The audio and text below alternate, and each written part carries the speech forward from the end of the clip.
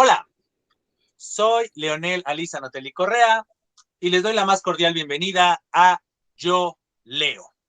En esta ocasión tenemos el gran honor de tener a un escritor que poco a poco ha ido consolidando en recientes fechas su producción y todo esto evidenciado en premios y demás. Y me estoy refiriendo a Pedro Martín Aguilar, del cual voy a hacerles saber su semblanza. Pedro Martín Aguilar nació en Madrid en el año de 1991. Actualmente es alumno del doctorado en letras de la Universidad Nacional Autónoma de México. Ha sido ganador del 19º Premio Nacional de Narrativa Gerardo Cornejo Murrieta en 2018 con el libro Cuentos para el Fin del Mundo. A su vez, también fue ganador del Premio de Poesía Joven UNAM Tectei en el año 2020 con el poemario Matrioshka. Ha publicado el poemario Bitácora Extraterrestre en el año 2019. Fue galardonado con el premio Álvaro de Tarfe de Poesía 2021 con el poemario Palabra de la Sombra. También no solamente se dedica a la creación literaria, sino también al aspecto filológico, y esto se evidencia con su libro Góngora Metapoético, las soledades y lo autorreferencial, publicado en el año 2020. Entonces, como podemos ver, nuestro invitado ha estado produciendo mucho y felizmente ha sido galardonado. Pero ahora sí, sin más preámbulo, Pedro, bienvenido y muchísimas gracias por aceptar la invitación de Yo Leo. Hola Leonel, muchísimas gracias a ti por invitarme y también felicidades por lo que estás haciendo con el canal Yo Leo, que de hecho me gusta mucho y lo sigo en redes y pues bueno, espero que hoy los que nos vean también disfruten de esta charla, ¿no? Para seguir haciendo crecer tu canal. Y pues nada, sí, últimamente han ido saliendo, ¿no? Varios libros de una forma o de otra. Y bueno, hay que decir que no todos fueron escritos, ¿no? En estos momentos, sino que son cosas que por cuestiones editoriales o de premios, pues se van como destilando poco a poco, ¿no?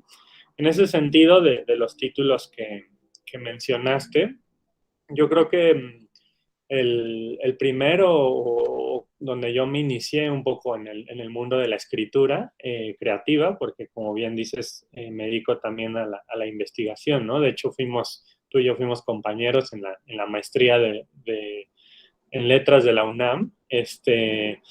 Y bueno, entonces yo originalmente, digamos que mi entrada a la literatura fue a través de la investigación, ¿no? Fundamentalmente yo me veía a mí mismo, pues, dedicándome a ser crítico, teórico, etcétera, que, bueno, sigo en ese camino. Pero poco a poco me fue interesando la escritura creativa. Mm, yo creo que fue un poco en la secundaria preparatoria que yo escribía sobre todo cuentos, ¿no?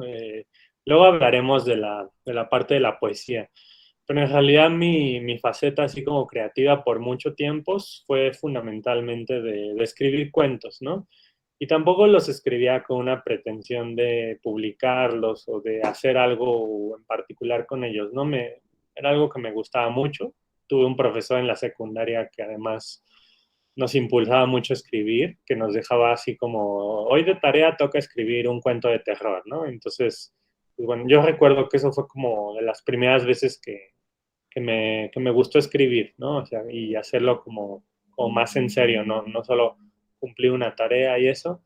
Entonces, pues ya más grande, ya para la universidad, pues estudié letras en la UNAM también, pero seguí escribiendo estos cuentos, ¿no? Y hasta que ya por ahí de 2017-18 decidí, digamos, seleccionar los que me parecían mejores, trabajarlos más, acomodarlos en forma de libro, darles una estructura, un sentido como que entre ellos hablaran los cuentos. Y fue cuando me decidí empezar a presentarme a algunos concursos, ¿no? Porque, pues, supuse que era como la forma más pues no sé si más fácil, pero al menos la única que se me ocurría en ese entonces para sacarlos a la luz, ¿no? Porque como siempre me había movido en el terreno pues de la investigación, etcétera, pues tampoco conocía como otros escritores jóvenes, ni editoriales independientes, ni nada de eso, ¿no? Y tampoco había estado, ni he estado, ¿no? En estos, en el FONCA o en la fundación, ¿no? Que también son otros caminos para, para hacerse como un, digamos, un nombre o ir empezando de alguna forma. Entonces, pues yo la verdad fue como empezaba a buscar en internet concursos distintos y pues en una de esas, en alguno fue donde pues ahora sí que hubo suerte, ¿no? Y era un concurso, el Gerardo Cornejo, un concurso del estado de Sonora.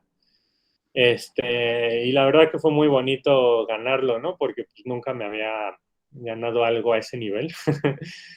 Y además me invitaron a Ciudad Obregón, fui en avión, bueno, digamos, eh, todo el espectáculo, ¿no? Que significa como ser premiado, el diploma, el dinero.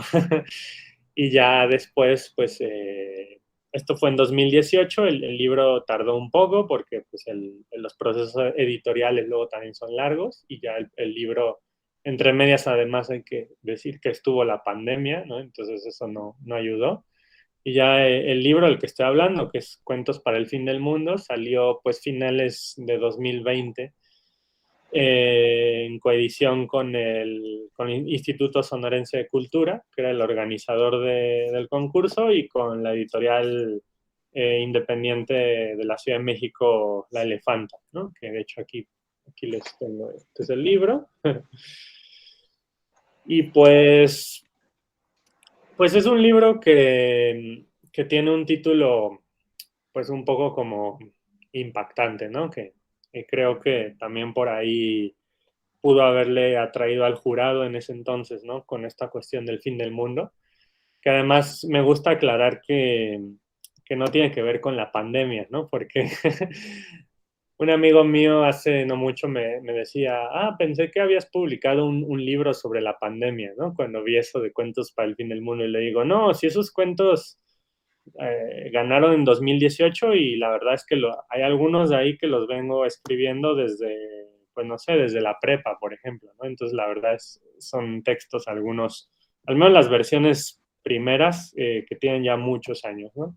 Entonces, pues bueno, en realidad cuando hablo del fin del mundo aquí me refiero a algo más bien hasta cierto punto metafórico, ¿no? Con este libro creo que bebe mucho de ciertas ideas que me interesaban en la preparatoria, inicios de la carrera, que tenían que ver con estas ideas un poco como tipo Lyotard, ¿no? Lo de la caída de los metarrelatos, la caída de las grandes instituciones de la modernidad, llámese estados-nación, sujeto, pensamiento crítico, filosofía occidental, etcétera, ¿no? Entonces, digamos que tampoco es que sea un libro pedagógico ni académico ni nada por el estilo, pero sí los personajes hasta cierto punto, al menos según yo, representan como algunas actitudes relacionadas con el fin de un mundo, ¿no? Con el fin de un mundo, podemos decir, de bienestar, un mundo basado en la idea de progreso fundamentalmente, ¿no? Y que los va conduciendo a una serie de destinos negativos en los cuales pues muchas veces la única solución es la muerte o la desaparición o la ciencia ficción, ¿no? Que también es como otra salida que a veces tienen. De hecho, en el último cuento, creo que es donde por fin sí se logra entender esta cuestión del fin del mundo ya más allá de la metáfora, como de verdad ya no existe, ¿no? El planeta Tierra. Que eso luego lo retomé en este otro libro, pero ya de poesía, que voy a hablar más adelante de él, que es Bitácora Extraterrestre, donde es un poco la misma situación, ¿no? De que no existe el planeta Tierra. Pero, aunque Bitácora Extraterrestre salió antes, editorialmente hablando, en 2019, En realidad todo proviene del cuento final de Cuentos para el Fin del Mundo, que se llama Historia Virtual, ¿no? Y bueno, no voy a spoilear, pero, pero es una nave espacial, sucede en una nave espacial donde viajan los últimos sobrevivientes de la catástrofe que destruyó a nuestro planeta, ¿no? Es una historia que hemos visto muchas veces en la ciencia ficción, ¿no? Tampoco es del todo nuevo, pero digamos que a mí lo que me interesó fue más que el hecho de que ya no hubiera un mundo, sino como la virtualidad, en el caso de este cuento, los videojuegos, podían hacer un simulacro de ese mundo, ¿no? Como sigue existiendo el mundo como un sueño, ¿no? Casi como algo ya también barroco, ¿no? Como Segismundo, por ejemplo. Y el libro de Cuentos para el Fin del Mundo finaliza con la desaparición de nuestro planeta y comienza con un cuento que se llama Los que se van al mar, que es mi favorito, eh, que es un cuento sobre un soldado en la Segunda Guerra Mundial, un soldado alemán. Entonces, pues un poco históricamente lo veo como el inicio del fin, si es que se puede hablar de eso. Lo podríamos situar en la Segunda Guerra Mundial viéndolo desde Occidente, ¿no? Desde cierto punto de vista, y por eso es que ese cuento va al inicio y el otro va al final, y en mitad de todo hay una sección que creo que es la más significativa para los lectores nosotros en México, que se llama, esta sección tiene tres cuentos, se llama La muerte de un país. Y el cuento central de esta sección se llama Vivos se los llevaron, que bueno, es una alusión muy evidente a todo lo que pasó con el tema de Ayotzinapa. Entonces, pues el centro de este libro es el fin de un mundo en particular, que sería, digamos, la decadencia o la crisis de la idea de México como un país consolidado, como un país que haya tenido una modernidad en el sentido estable occidental que se presupone que en realidad, pues, para nada, ¿no? Sino que más bien es un poco un desastre y un desastre sanguinario y que deja muchas víctimas a su paso. Entonces, pues este es como el hilo conductor de, de Cuentos para el Fin del Mundo y como te cuento, Leonel, es como un poco el germen de lo que después fue para mí el salto a la poesía, ¿no? O sea, la verdad yo primero me dediqué a los cuentos. Y es curioso porque después de este libro ya no he vuelto a escribir narrativa, ¿no? De hecho, no sé si luego vaya a suceder. Algún día me gustaría escribir una novela, ¿no? Pero yo creo que falta mucho tiempo para eso. Ahorita sí estoy como muy concentrado con el mundo de la poesía. Y eso fue lo que pasó un poco cuando terminé de escribir estos cuentos. Coincidió con que yo estaba estudiando, escribiendo mis tesis de licenciatura y de maestría, ¿no? Sobre la poesía de Luis de Góngora, que tú bien la conoces, porque además te apasiona el gran rival de Don Luis. Pero me pasaba una cosa curiosa y era que yo la poesía la veía como un objeto de estudio, ¿no? La veía como algo hasta cierto punto, digo, ahora sé que me engañaba yo un poco, ¿no? Pero intentaba verla de forma 100% objetiva, ¿no? Sé que eso es imposible, pero en aquel momento yo tenía un poco esa ilusión y pensaba que mi subjetividad se expresaba más bien a través de los cuentos. Pero no sabría decir exactamente qué fue lo que pasó. Sino, más bien un buen día quise volver a escribir algo, o sea, algo creativo, y en lugar de salirme historias, me empezaron a salir poemas. Eh, y esos poemas me hicieron descubrir toda una parte de mí que yo no había percibido y que me gustó mucho, ¿no? Entonces, pues decidí seguir por esa línea. Eh, Y eso también tuvo consecuencias en la cuestión filológica, porque pues yo pensaba que yo iba a seguir estudiando los siglos de oro españoles, ¿no? Que para mí es la mejor época, ¿no? De la literatura en nuestro idioma, con diferencia. Pero justo como digamos, tenía toda esta ansiedad de escribir mi propia poesía, me causaba mucho conflicto eso de la exigencia de ver la poesía de los siglos XVI y XVII con ojos objetivos, enfrentándome a unos ojos muy subjetivos, ¿no? Yo además sentía que estaba contaminando mi investigación cada vez más.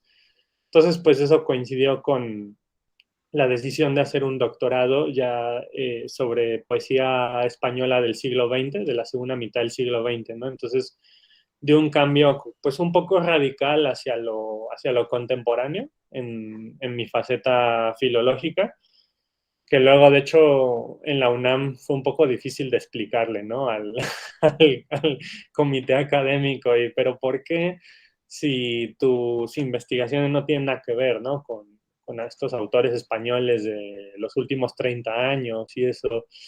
Y tampoco les iba a decir, no, bueno, es que ahora yo estoy escribiendo poesía y eso. Entonces, bueno, ahí tuve que, no, que al final sí había cosas en común, ¿no? Sobre todo este aspecto que me interesa mucho, que es la metapoesía, ¿no? De la poesía que habla y reflexiona sobre sí misma y que lo hace explícitamente en los poemas, ¿no? Encontré que había muchos poetas contemporáneos españoles que tenían recursos similares a los que Góngora tenía, ¿no? Y bueno, un poco por ahí me fui y ya me estoy un poco desviando, pero siempre que hablo de mi proceso creativo termino hablando también de mi labor de investigación porque eh, honestamente pienso que no están tan separadas como a veces se suele pensar, ¿no? Y bueno, eh, pues los primeros experimentos poéticos que hice tuvieron mucho que ver con este descubrimiento de la ciencia ficción, ¿no? Al que llegué con este cuento que les comenté de la historia virtual, que son los personajes eh, que viven en un videojuego y que la Tierra ya no existe. Que además ahora estaba viendo esto que anunció Zuckerberg con lo de Meta, que bueno, supongo que la ciencia ficción siempre vaticina un poco el futuro, ¿no? Y eso me llevó a esta bitácora extraterrestre, donde quise imaginar esa historia de ya no existe el planeta Tierra, pero sigue existiendo el lenguaje. Nada más que cómo sigue existiendo el lenguaje sin el planeta, pues necesariamente tiene que existir sin los seres humanos. Entonces es un lenguaje guardado en una máquina, en una cápsula, que se quedó, ¿no? Como con una serie de grabaciones como de la herencia de la humanidad y que está por ahí vagando en el espacio. Eso es lo que representa un poco el poemario, eh, y que de forma robótica y maquinal, pues intenta acercarse a la poesía humana, pero lo que expresa no es precisamente muy humano, ¿no? Al menos no en una primera instancia, porque, bueno, si se acercan a este libro, notarán que tiene una serie de escrituras, digamos, un poco interferidas, intercortadas. Les voy a, por ejemplo, no sé si te parece bien que lea un fragmentito por ejemplo, este poema se llama 5 años después de la Tierra, ¿no? Que también nos habla ya de esta sonda espacial que se aleja cada vez más de lo humano que pudo tener. Dice: tan joven como el primer día tan viejo, imposible saber si pudiera, me tocaría las barbas, pellizcaría, las arrugas, pero mis manos, querubines de formol, en un museo desvanecido. ¿Moriré? Ahora es lo único. ¿Qué importa? Estoy muerto, lo sé, Eva lo dice, aleteos, rielados, ninfas suturadas, habrá que creerle. ¿Moriré? Estoy muerto, lo sé, pero no quiero orbitar locura nívea como estos segundos, años, siglos, oráculo, viscoso de alberca sanguinaria. ¿Moriré? ¿Acaso no? Es la pregunta. ¿Soy? Sí, es la pregunta. ¿Voz, cuerpo, alma? Transmitiremos sin descanso a toda hora ininterrumpidamente. No se detendrá la grabación épica hasta que ustedes nos encuentren y desenvuelvan el regalo liberal, una seña como un faro de esperanza. Que pasen años, siglos, eones, que muera la luz, pero no importa. La humanidad entera, por fin lo conseguimos, llegará hasta los últimos rincones, allí donde estén ocultándose.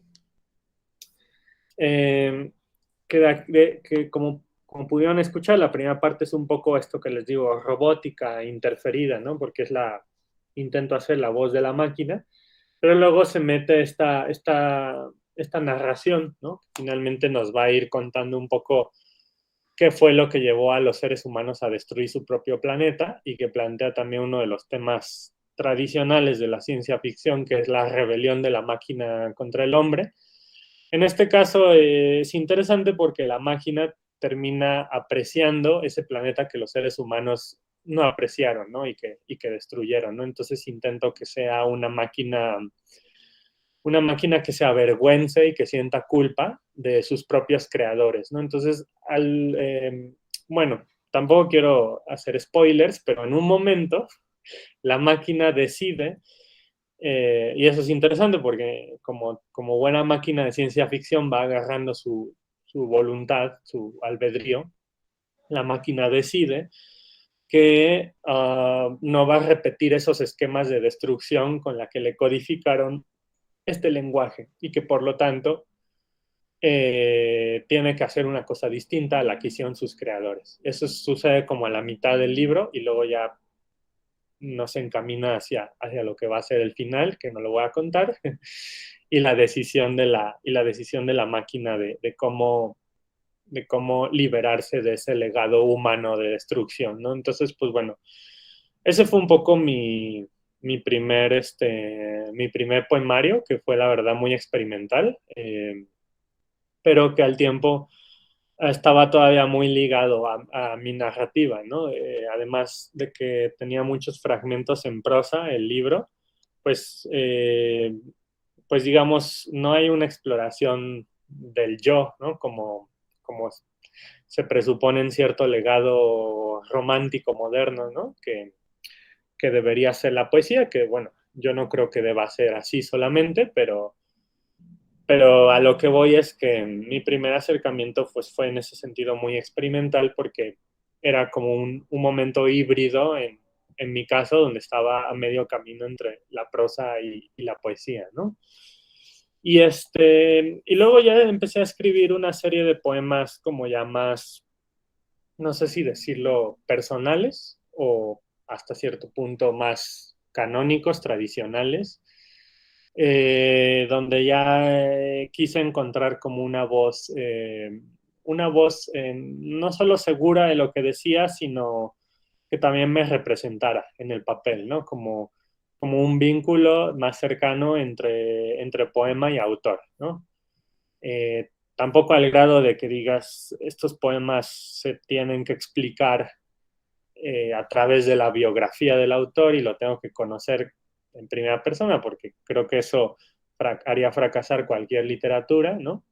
Pero sí, quizás de cosas como un poquito más de nuestro mundo, más cotidianas, entonces me alejé de la ciencia ficción, me alejé también de los poemas como más narrativos y me metí más como en mi propio mundo y de ahí es de donde salió, que es el último que ha salido de los, o sea, el último premio que gané, pero en realidad los poemas son de más atrás, que es que es Palabra de la Sombra. En este libro yo creo que están mis poemas como más personales, ¿no? Como con los que más me identifico. Eso es un poco lo que me gusta decir de este libro. Otra cosa que también es importante subrayar de este libro es que a diferencia de Bitácora Extraterrestre y a diferencia del que voy a hablar después, de Matryoshka, Palabra de la Sombra, más que un poemario en el sentido de estructura, es una colección de poemas, ¿no? Es decir, hay partes del libro que funcionan como un todo, pero el libro en su conjunto son en realidad varios pequeños libros o varias pequeñas plaquettes donde trato distintos asuntos que me preocupan personalmente, con lo cual en ese sentido también creo que es mi poemario más libre, en el sentido de que no responde a, digamos, a un esbozo, a un plan previo, ¿no? Por ejemplo, que eso es algo que yo critico mucho y me autocritico porque también yo lo hago así. Critico mucho de la joven poesía mexicana y española actuales, que por una, por cómo está montado el sistema de becas, premios editoriales, se presupone que los poemarios deben ser estructuras orgánicas donde todo responda a un mismo hilo conductor, ¿no? Entonces, pues podemos tener, por poner un ejemplo, un poemario que solo hable del cáncer, ¿no? Que está muy bien, pero podría dedicarle solo uno, dos o tres poemas, ¿no? Pero en este modelo imperante, todos los poemas tendrían que responder a esa lógica, ¿no? Y eso, pues, no es ni bueno ni malo, sino que a veces es un poco difícil escribir colecciones de poemas como antes era un poco más normal, ¿no? Eh, pienso en los poetas de los siglos de oro, por ejemplo, que no necesariamente había ese hilo conductor, sino que había los poemas jocosos, los poemas serios, los poemas metafísicos, por decirles de alguna forma, y eran pues distintas como plaquettes, por decirles con terminología actual, ¿no? Y pues bueno, entonces, ¿cuál fue el hilo conductor que le quise dar con el título, esto de Palabra de la Sombra? Porque descubrí que al ser un libro muy introspectivo, lo que yo estaba haciendo era, a través del lenguaje, representarme a mí mismo, pero que es ese mí mismo que yo estaba representando, pues pasaba un poco como en el mito de la caverna platónica o como lo que hablábamos hace rato de Segismundo, de que pues hay mucho de simulacro, ¿no? En ese momento en el que uno se autorrepresenta, se ficcionaliza y por lo tanto se vuelve sombra de uno mismo. Pero a la par descubrí que en las vivencias que estaba evocando en los poemas, porque estos poemas creo que sí son muy evocativos, son mucho de cuando yo era niño, cuando viajé a tal lugar, cuando visité por primera vez tal cosa, pues descubrí que había en mi historia de vida como un componente nostálgico, triste, melancólico, constante, que no me había dado cuenta hasta que lo puse por escrito, ¿no? Entonces, eso también es interesante que luego cuando uno escribe termina por entenderse a uno mismo, aunque ese no haya sido la intención, ¿no? Porque no le das tu libro a los lectores para que, para que te entiendan como persona, ¿no? Como para eso, pues mejor te vas a tomar algo con un amigo. Pero sí es interesante este asunto del autoconocimiento, ¿no? La poesía entendida como autoconocimiento. Entonces, un poco esa sombra es un juego lingüístico entre la sombra de la ficción, porque es un yo ficcionalizado, pero también con la sombra en un sentido trágico, negativo, ¿no? Como de un yo pues, que se ve a sí mismo un poco sombríamente, por decirlo de alguna forma. Y bueno, en ese sentido me gustaría compartirles, si te parece bien, Leonel, me gustaría compartirles un poema de Palabra de la Sombra, eh, que pertenece a un poema más largo que se llama Patrias. Este poema se llama Madrid. Y pues, como les dijo Leonel al inicio de esta transmisión, bueno, yo nací en esa ciudad, ¿no? Aunque toda mi vida he vivido en la Ciudad de México y yo me considero antes que nada mexicano, pues en mi historia de vida está como muy fuerte esta cuestión de un poco extraña de ser mexicano, pero tener el lugar de origen en otro lado. Y pues a su vez cuando voy a ese otro lado, a Madrid, a ver a la familia paterna, que es la que está allá, pues que pues tampoco reconocerme del todo, ¿no? Es como muchas veces me he sentido como a medio camino entre España y México y sin saber muy bien de dónde soy. Creo que es algo que de niño pues como que me afectaba hasta cierto punto. Y un poco en este poema intenté como, pues hacer algo con todo eso, ¿no? Entonces se los voy a leer. Dice, Madrid, aire de luz, muros de sol menguante. Es que en Madrid hay una sola casa, un canto rodado, un bar sucio y esplendente, que no invoque mi nombre verdadero. Las plazuelas multiplican el ocaso. Como aves de papel, abren su escrito corazón, revelando la fecha, la única, del alma, la fecha en que la luz se suaviza. Soy su calcáreo bulevar, hojarasca susurrante, las historias que desconozco y nunca conoceré. Soy paseo, soy paseante del vacío, habitado, los pasos de cebada de una ciudad ilusoria, ciudad mía que surzo en el ojal de mi carne, ese Madrid que me vio nacer solo por nacer conmigo, ese junto al mar, ese del vientre imaginado. He perdido hermanos que no tenía, he salvado amores que nunca había perdido. Mi sombra ha conversado con las otras que calientan el parque. Mi sombra ha encendido los madroños. Ahora soy el clamor que hacen los extraños al amarse. Patria no hay, nunca la hubo. Patria no es donde se nace. La patria es el espacio sin lugar donde arraigan los sueños, donde la luz anhela sepultarse. Y bueno, como anécdota, hace poquito que tuve la oportunidad de ir a Madrid a visitar a mi familia, les regalé un ejemplar de este libro a mis tíos y justo mi tía estaba revisando el poema, esta parte de ese junto al mar, ese del vientre imaginado y me dijo, oye, pero en Madrid no hay mar.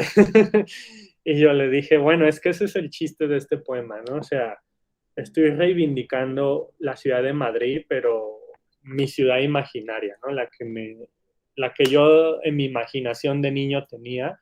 Esa ciudad obviamente, por supuesto, tiene mar, porque pues cuando eres niño, no sé tú, Leonel, pero a mí el mar siempre me ha impactado un buen, ¿no? Entonces era como lo que le faltaba a mi origen. Y pues bueno, como concluye el poema, ¿no? Que patria no existe sino en el sueño, pues en el sueño un poco se vale de todo, ¿no? Entonces lo que yo le agrego a mi sueño del origen es que hay un mar, ¿no? Y pues bueno, la imagen del mar también creo que está bastante presente a lo largo de este poemario. Espero que tengan oportunidad de leerlo y encontrarán más cosas del mar, sobre todo en relación con el niño, ¿no? Hay como mucho. De hecho, bueno, lo voy a leer porque creo que es importante y me gusta mucho. No todo el poema, sino solo una parte de un poema que se llama La sombra del mar. Que este es de los primeros poemas que escribí cuando me salí del mundo de la narrativa, ¿no? Este, hay un diálogo entre un niño, que, bueno, soy yo, o mi yo ficcionalizado, y el mar, ¿no? El mar como personaje. Y dice así el diálogo. Empieza hablando el niño. Te lo prometo, mar, que volveré. ¿Y no te quedas ya? Aún no es tiempo, pero volveré. El duelo de la vida me sanaste. ¿Y tu sombra qué hará? Nunca se te aleja, es tu sombra misma. El mar no tiene sombra, pero el cielo es tu sombra. Mi sangre ilustra el mar. ¿Y nunca volverás? Sí, cuando nada me haga regresar. Entonces, bueno, en este poema el mar termina por ser un poco imagen de la muerte, pero también origen, ¿no? Es el inicio y el final. y luego eso se completa con ese poema de Madrid, donde el mar es el origen. En este otro poema, pues el mar sería el final, ¿no? Entonces, en Palabra de la Sombra, creo que está muy fuerte la sensación de la muerte, pero experimentada a través de los ojos del niño, ¿no? Es una forma, pues no descarnada, sino fantasiosa hasta cierto punto de la muerte, y por eso permite estas creaciones de otras nacionalidades y de otros mundos, ¿no? Entonces, creo que eso es como, al menos para mí, lo más interesante de Palabra de la Sombra.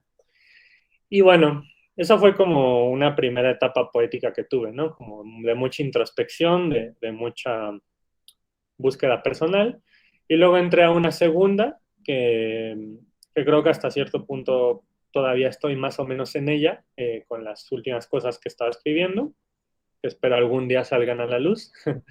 Pero digamos, la piedra de toque de esta segunda etapa es Matryoshka, que es este libro que aquí ven, que además quiero recalcar que la edición que hizo la UNAM me parece increíble. Es una colección de poesía joven que la UNAM está editando desde hace unos años. Eh, pues que la verdad lo están haciendo muy atractivo para los lectores, los colores, el tamaño de la letra. De hecho, o sea, podemos ver, por ejemplo, aquí, porque luego la poesía, luego la poesía es difícil de editar porque hay que darle aire al texto.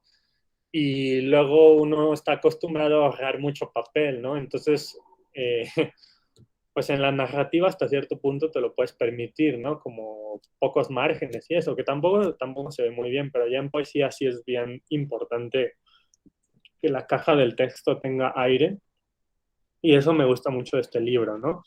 Además de que en su portada podemos ver este alacrán que pertenece a uno de los poemas del libro, ¿no? De hecho, al poema con el que se abre el libro.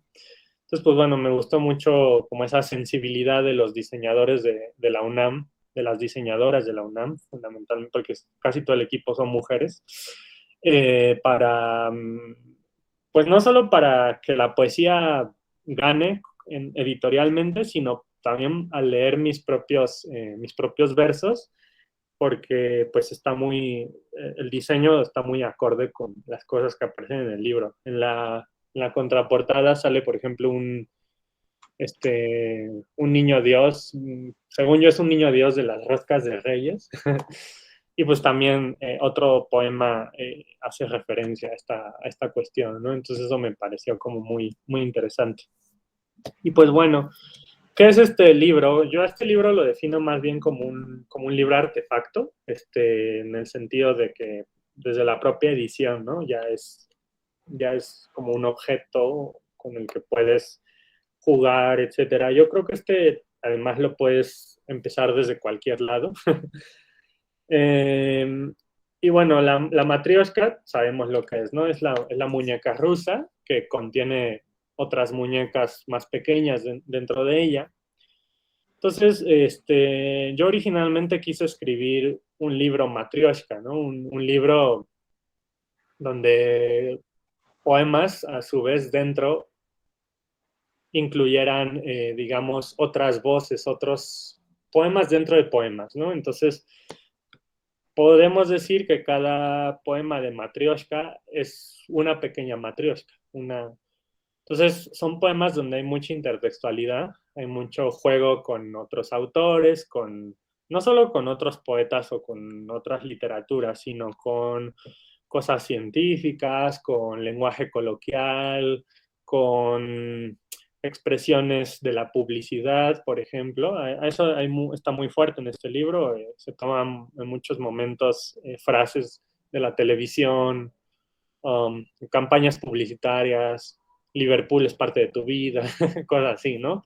Entonces es como un ruido de una serie de, este, de muchas fuentes, ¿no? De todo tipo, tanto cultas como populares, que conforman esta matrioshka.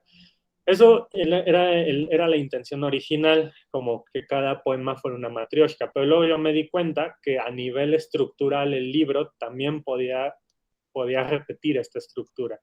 Entonces el libro terminó por dividirse en 5 partes y cada parte corresponde en 4 partes y cada parte, no, sí, en 5 partes y cada parte corresponde a una muñeca. Entonces, eh, en cada muñeca vamos a encontrar poemas que tienen que ver como con una temática distinta, pero no con un estilo distinto. Todos comparten ese estilo que les estoy diciendo de la intertextualidad como muy desbocada. Entonces, por ejemplo, la primera muñeca tiene que ver con nuestra realidad mexicana nacional, ¿no?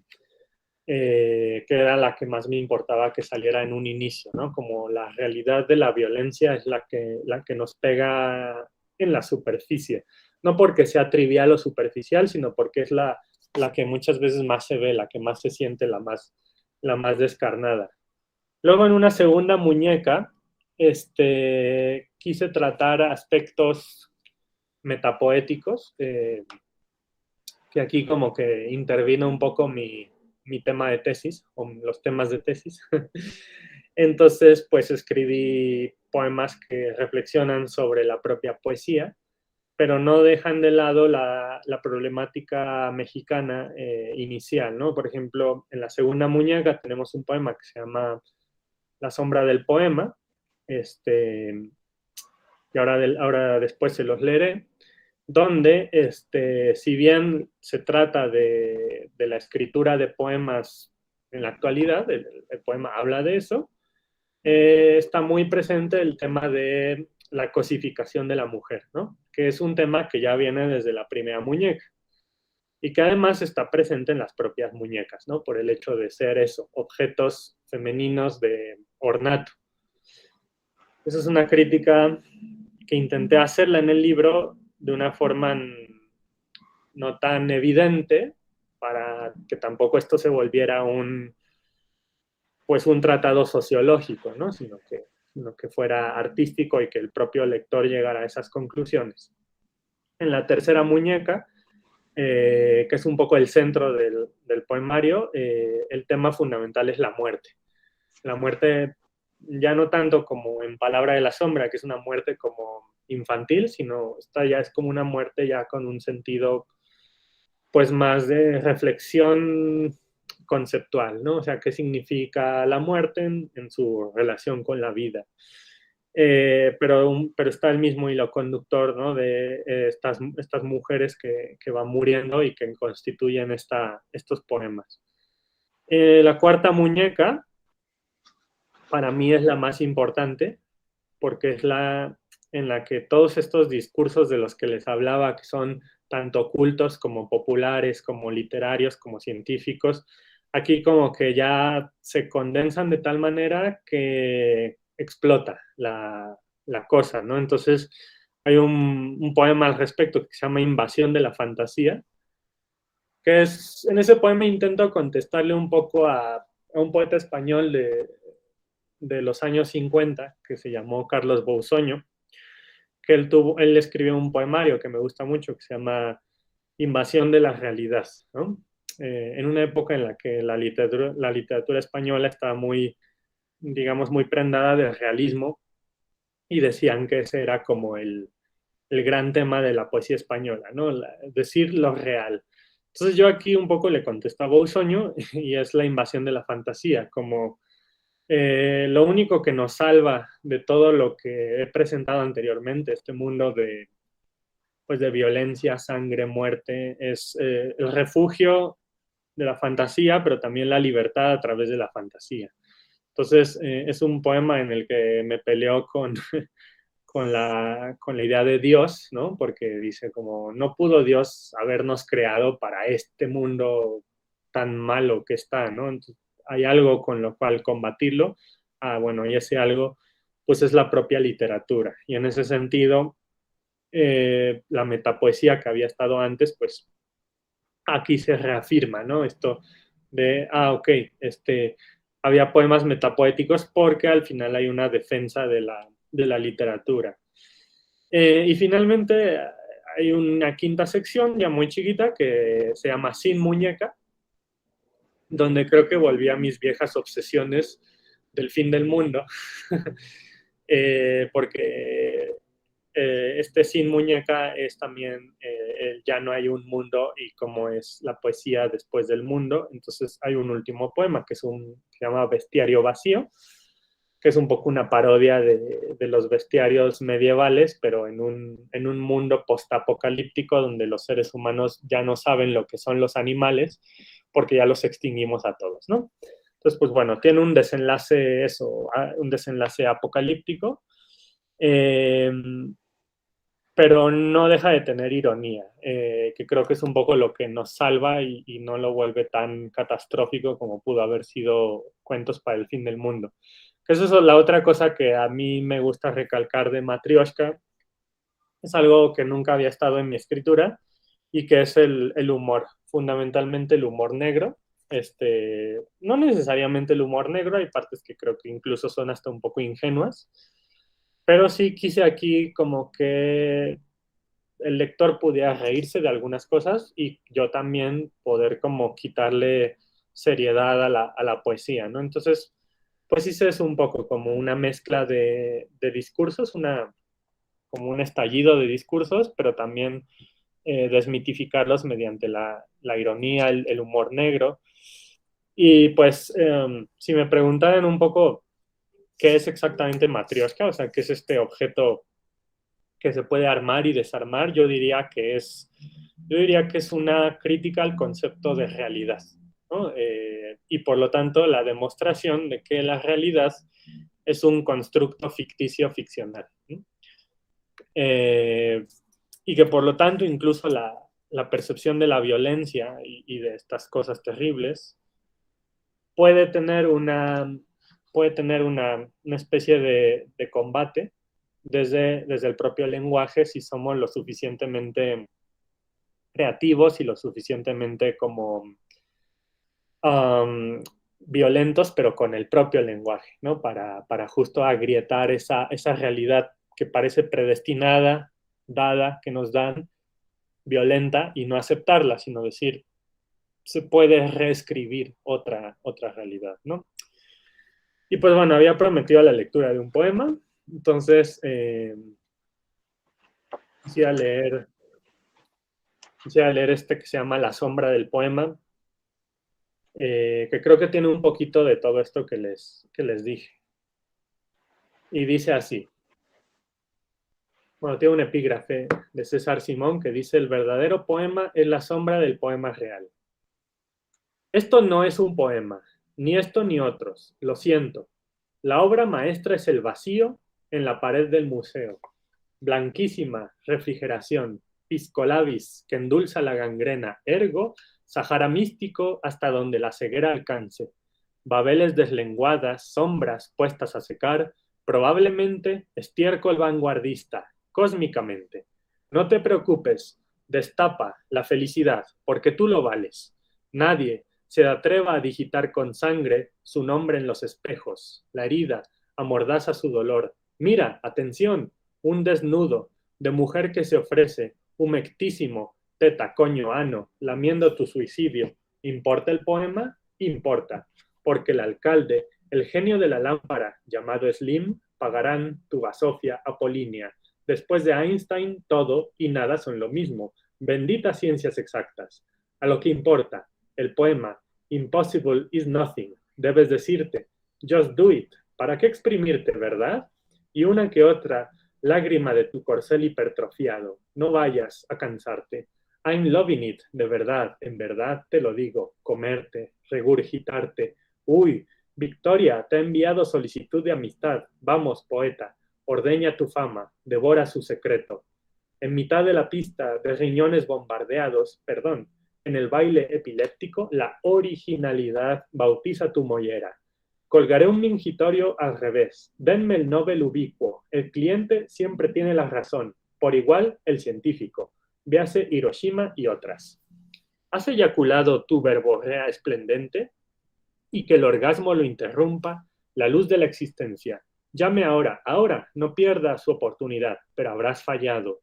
Como tantos otros, habrás mordido la trampa de los ojos caníbales, las mieles urticantes, la palabra que quisiste, tu nombre, aullado en las cañerías del tiempo. Por favor, que el sonido se escarche, por favor, que el oído se zurza al temblor, que mi gesto desollado retumbe con sus óleos abiertos. Ningún espíritu alzará tu congoja, los mastines despedazan los huesos del azar. Te lo advertimos, Saussure, Platón y su pandilla te lo dijeron. La poesía es la pureza del engaño. Ahora, en tu exilio, sin mecenas que te masturbe, harás lo correcto, penetrarás la sombra, porque solo ella refrigera el cadáver del poema. Esto no es un poema, es un pétalo de gas, es un náufrago en formol, alarido de silencio mutilado. Nunca lo será. En el centro, ¿por qué Dios siempre desangrarse por el centro? En el cítrico sudario, el pedestal, altar de sacrificios, pisoteada, bola de discoteca, exhibe un vacío, fulge la ausencia del poema verdadero, del que nunca, y una sombra proyecta al visitante desocupado este meteoro transparente. Los versos insignificantes que alucinan el poema real, que maquinan la hermosura que no amanece. Por lo tanto, vete ahora, corre, huye lejos, sálvate, sálvate tú que puedes. Enciende la tele, inféstate de vida, embútete en el cebo de las didascalias, en la grasa de los yatos, en la poesía ametralladora, anestesiada de destino, y no, no mires atrás, al museo quirúrgico donde la verdad se pudre sabiamente. Y pues bueno, eso sería un poco Matrioshka. Lo último que quisiera agregar de este libro es que además fue donde me di como más libertad con el lenguaje. Es quizás donde están como mis imágenes más alucinadas. Y nada, también están así un poco las imágenes para cuestionar ese mismo principio de realidad, ¿no? Que decía hace un momento. Y pues ese sería como un recorrido más o menos por las cosas que he publicado, Leonel. Pues, ¿qué te puedo decir, Pedro? Es decir, esta síntesis que haces de tu obra evidencia muchas cosas. Evidencia que este carácter filológico muchas veces no se aleja del aspecto creativo. Es decir, que tu temática filológica sea siempre la metaficción, en este caso la metapoética, se ve reflejado también en tu literatura, porque todo el tiempo hay referencias a autores, hay referencias a ciertos tropos, a ciertos tópicos, porque, por ejemplo, en muchos momentos veo tu carácter borgiano, ¿no? Hasta incluso tienes uno de tus relatos que habla de un tigre, ¿no? Y das la vuelta de tuerca, ¿no? Viendo al tigre primero y después el tigre es el que nos habla. Entonces, también en tu poesía yo logro ver eso. Entonces, tus tres facetas, porque contrario a lo que se podría pensar, tus tres poemarios sí distan, ¿no? Por las temáticas, ¿no? Uno es de ciencia ficción, como es Bitácora Extraterrestre, el otro totalmente es íntimo, ¿no? Y coincido contigo, estos esquemas que muchas veces quieren las becas o a veces hasta las editoriales, ¿no? De que quiero que sea monotemático y solamente con diferentes aristas, y a veces como que dices, oh, discúlpame, la poesía es de momentos, ¿no?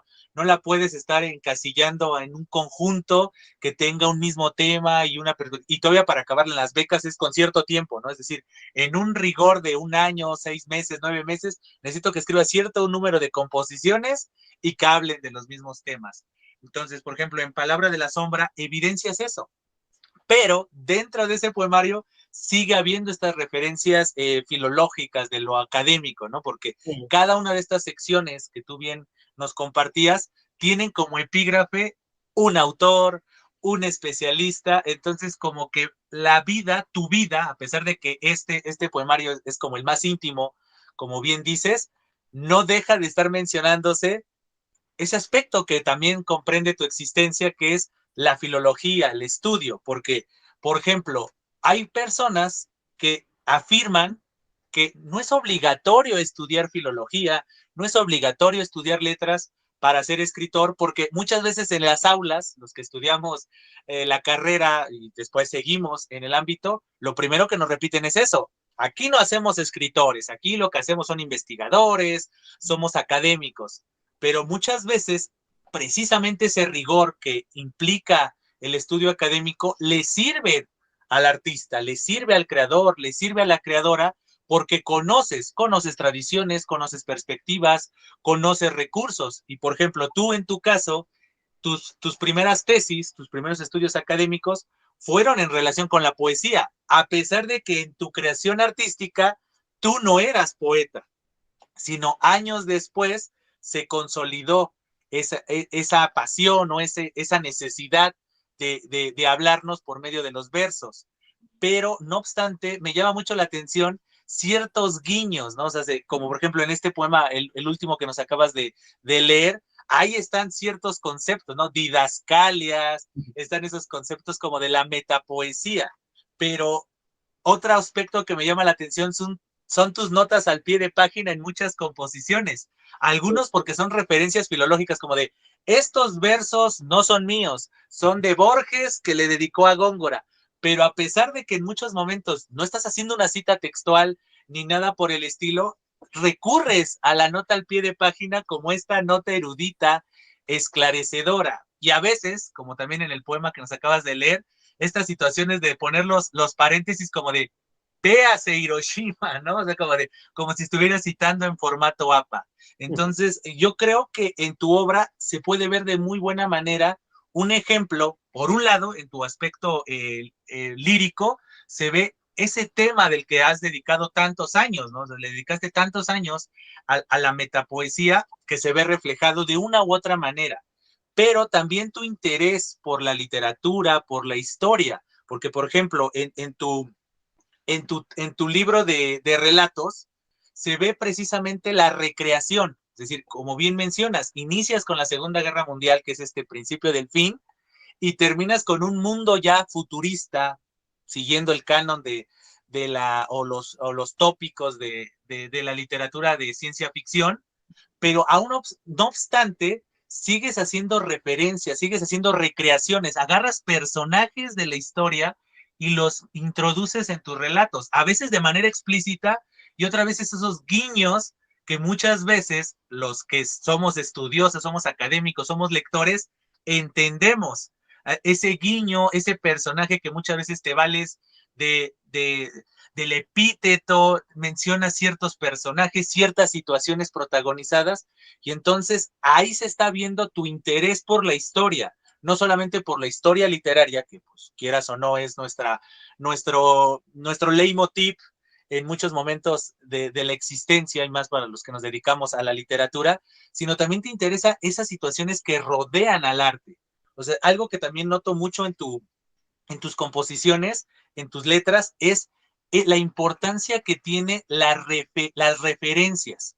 Es decir, no solamente la observación, no solamente la descripción, no solamente la narración, que es algo inherente en las composiciones. O sea, por ejemplo, en tu libro de cuentos es de esperarse que haya narrativa. Obviamente, en la lírica, pues uno espera ciertas figuras retóricas, pero entre líneas, en el trasfondo, también noto esa lectura en el amplio aspecto del término. Entonces, leer a los personajes, leer la situación, leer el momento, e incluso en estos momentos, cuando el yo lírico comienza a expresarse, como ocurre en Matryoshka, se nota como un análisis concienzudo de la realidad.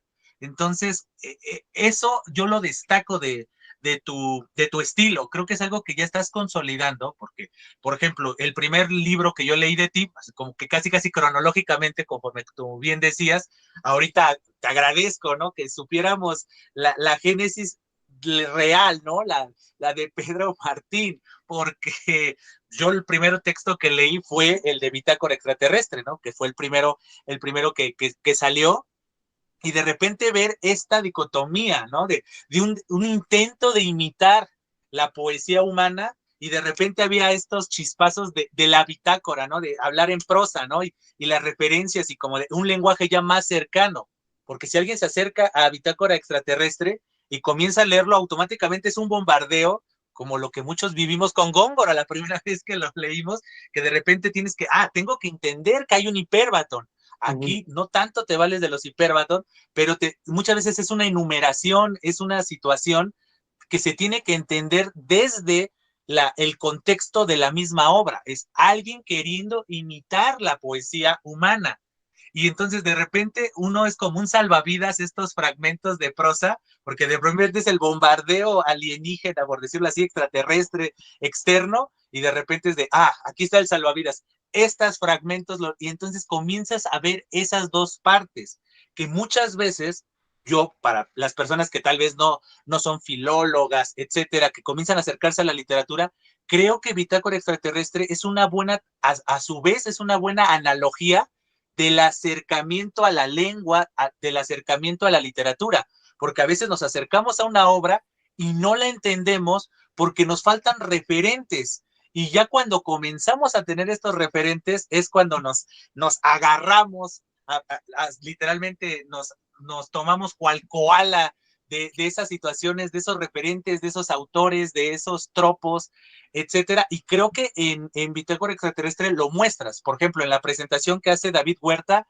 menciona esto, ¿no? Que es como el romanticismo, pero no solamente de este romanticismo que normalmente relacionamos con el amor, sino que es la entrega, el conocer los aspectos exóticos, raros, extraños, extranjeros, y creo que eso ejemplifica de muy buena manera la intención del arte. Es decir, es expresarse, o sea, tú nos compartías tus intenciones, pero en Bitácora Extraterrestre, por poner ese ejemplo, un poco la cronología como yo iba leyendo tu obra, era eso, es decir, entendamos cómo una persona se acerca a algo y cómo se la apropia. Y entonces en muchos momentos tú haces lo propio en tu obra, te apropias de personajes, te apropias de recursos, te apropias de perspectivas y las muestras. Es decir, por ejemplo, yéndonos a Matryoshka, se ve que tú hayas mostrado la fachada de México, ¿no? Lleno de violencia, lleno de situaciones, porque en realidad es lo que, por un lado, lo primero que se ve, pero también lo primero que se debe de mencionar, porque de lo contrario, si se hace invisible esta realidad, pues automáticamente no existe. Es como otra vez regresando a la palabra. Sí, la palabra es la que nos va a ayudar a entender incluso situaciones abstractas como el amor, ¿no? O sea, hablando, ya que hablamos de romanticismo y relacionado con el amor, decimos amor y nosotros podemos entenderlo por medio de la palabra, a pesar de que es algo que se siente, algo que se percibe. Entonces, esas situaciones y esas relaciones que haces entre autores, tradiciones, momentos, creo que es algo invaluable, es algo que yo destaco de tu obra, ¿no? Porque evidencia que eres consciente y le das el justo valor a tu proceso. Y no solamente tu proceso filológico, tu proceso creativo, sino incluso tu proceso existencial. Muestra de ello es este Madrid con Mar, ¿no? O sea, como de, ¿qué pasó? ¿No? Nos compartía esta anécdota así como de, ¿qué pasó? ¿No? O sea, para poder nosotros ir a la playa tenemos que trasladarnos una hora y media para poder disfrutar de ese arte. Pero como tú bien dices, en el momento de la infancia y entonces voltear otra vez, virar la vista hacia atrás, creo que es algo que también noto mucho en tu poética, en tu narrativa, que viras mucho la vista hacia atrás para comenzar a asirte de algo y comenzar, porque como que siempre haces un traslado, un andar. Porque el ejemplo claro es tu libro de cuentos, estos cuentos para el fin del mundo que como bien nos compartías, salen en el 2020 paradójicamente, aunque pues ya habían sido galardonados 2 años antes, pero casi sacaste tu instinto de los Simpson, como Pedro Martín Aguilar lo predijo, estábamos cerca del fin del mundo, porque hablas en tu último relato de esta virtualidad y el mejor ejemplo de la virtualidad es lo que estamos haciendo tú y yo en este instante. O sea, Exacto. cuando tú y yo conversábamos, platicábamos, comentábamos, cuando estábamos estudiando juntos la maestría, estábamos en un mismo lugar, compartíamos espacio, el espacio físico, el tiempo, y ahora compartimos, sí, nuestras ideas, compartimos palabras, pero estamos en la virtualidad. un poco esto, ¿no? Tú hacías la analogía con los videojuegos, ahora que también ya salieron en las noticias, ¿no? Por lo que andan diciendo los políticos, ¿no? De que los videojuegos pueden generarnos cierta violencia. Entonces, la importancia de la virtualidad, pero ese transitar entre una situación como puede ser la Segunda Guerra Mundial e irnos poco a poco en estas viñetas, por llamarle así, que nos va relatando en cuentos para el fin del mundo, por ejemplo, este microrelato que tienes, ¿no? De los que hablan del tren, ¿no? Del chuchu y el niño hablando con su mamá y de repente la vuelta, ¿no? O sea, como de una historia lejana del pasado y de cómo ese pasado, casi, casi como si fuera una rueda de la fortuna, va a regresar, ¿no? Y entonces como que muchas veces yo veo en tu obra como que esa maldición, por decirlo así, de la humanidad de siempre regresar. A veces para mal, o sea, a veces para mal, por ejemplo, tomaba este relato breve, ¿no? De que contaban la historia de un accidente relacionado con un tren y el relato va a terminar, por lo visto, con otro, ¿no? O sea, ahí está un final, por decirlo así, abierto, aunque se puede inferir, para no espolear, como tú bien decías, pero en muchos momentos también es virar la vista hacia atrás para lograr entender el presente y tal vez proyectar un futuro. Porque, por ejemplo, en Matryoshka lo haces, es decir, comienzas a mostrar una realidad contundente de la violencia y demás, pero esa violencia también es producto de una historia. O sea, la violencia no surgió de la nada, es producto de un desencanto de las personas, un malestar con su propia vida, y muestras esa primera faceta y después te vas a la metapoesía, comenzar a hablar de la poesía y después entras en esta discusión de la importancia de la fantasía para entender la realidad, como el poeta español hablaba, ¿no? De la importancia de la realidad y tú le respondes así como de no, tenemos que tal vez entender la realidad, sí, pero nosotros no podemos a su vez entender la realidad sin un poco de creación, de literatura. Por ejemplo, aquí en este espacio se tiene un poco la teoría de que la literatura es darle voz al hubiera o darle voz a las posibilidades, pero a su vez la literatura, el arte, es hacernos ver perspectivas y en tus libros, en tus composiciones, ya sean líricas o narrativas, se ve precisamente eso, esas perspectivas, esas situaciones, esos referentes que muchas veces nos llevan. Opción uno, a la nostalgia, cuando viras la vista hacia atrás, por ejemplo, eso es como en tu poemario más íntimo, como que cuando miras hacia atrás es como algo nostálgico, ¿no? Como para entenderte, ¿no? Y hacer entender ciertos aspectos. Pero cuando te alejas un poco de ti y comienzas a hablar de el mundo, las situaciones, muchas veces se vea un tanto pesimista, pero ese pesimismo tiene una razón de ser y otra vez, sacando al filólogo que tienes, como que pones un marco teórico, así como de estas situaciones catastróficas que menciono, por ejemplo, en Cuentos para el Fin del Mundo, es este cuento final, o sea, si uno quisiera leer así al azar los relatos y agarrar el último, dices, ¿y cómo ocurre esta virtualidad y esta situación de que el mundo ya se acabó? Y de repente dices, pues lee el primer cuento, ahí como tú bien hacías este oxímoron de, pues es el principio del fin. Es decir, esta situación que va a ocurrir en el último relato es producto de una tradición, es un marco teórico, o sea, como de nada viene de la nada. Lo mismo haces en Matryoshka, es decir, estas 4 muñecas y terminas con una sección llamada Sin muñeca. Entonces, otra vez hablas del vacío, como que esa transición, ese traslado, a veces no es tan optimista, aunque a veces, aunque yo podría decir siempre, en el caso de tu obra que has publicado hasta el día de hoy, como que das ese rayito de esperanza, ese guiño de humanidad que no es tan mala la vida en este mundo, lo haces en Palabra de la Sombra. Porque esta referencia del mar, esta referencia de la naturaleza, esta referencia de la bondad, esta referencia del amor, porque también tienes los poemas que hacen referencia al amor, como que son ese guiño de, pues no todo está tan mal, incluso estas secciones, ¿no? Cuando hablas de Saussure, ¿no? Por ejemplo, la importancia de la palabra, entonces como que otra vez, como que tienes esos tópicos o esos leitmotiv en tu obra, ¿no? La importancia de la palabra, como la importancia de los sentidos, creo que podría decirlo así, la importancia de ver, la importancia de hablar, la importancia de probar, pero sobre todo como que de libre albedrío, como de saber tomar buenas decisiones y que las buenas o malas decisiones te va a llevar a algo. Entonces, a veces cuando yo veo en Palabra de la Sombra, como que yo te imagino a ti, en esta ficción, en este Pedro Martín ficticio, como que te veo adulto mirando hacia atrás, como viendo el panorama de decir, pues no he hecho las cosas tan mal, ¿no? Aunque muchas veces, también seamos honestos, la nostalgia es producto de la ficción. Recordamos lo que queremos recordar como lo queremos recordar. Entonces, incluso en Palabra de la Sombra, vemos estos aspectos poéticos, estos aspectos de la importancia de la ficción. Y justamente a partir de todo este conjunto, de esta situación, te quisiera preguntar el proceso. Es decir, tú haces una crítica constante o una crítica explícita a este demandar.